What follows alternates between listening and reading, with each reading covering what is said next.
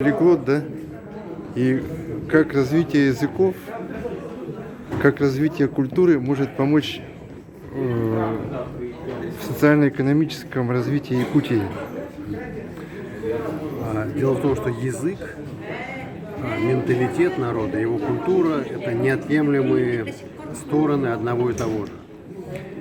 Когда мы наблюдаем гармонию в отношении человека и к культуре, и к своему языку, и к своей истории, к своим традициям, это несомненный залог успешной эволюции не только конкретного человека, но и общества в целом.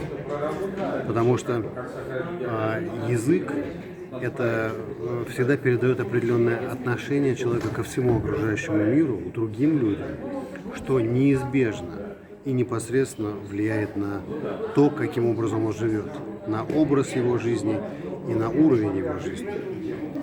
А вы лично сколько языков знаете?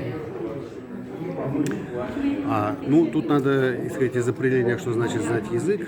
Есть десяток языков, которыми я пользуюсь постоянно.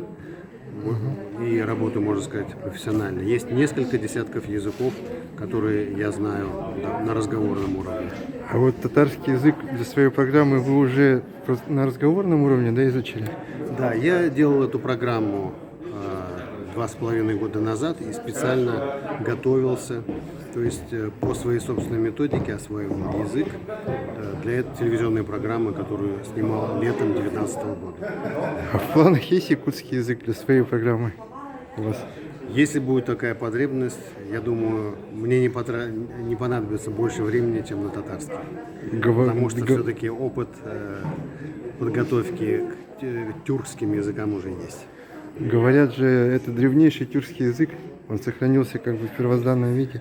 Да. Якутский. Только не говорите это алтайцам. Они считают, что их язык древнейший из тюркских. Спасибо большое.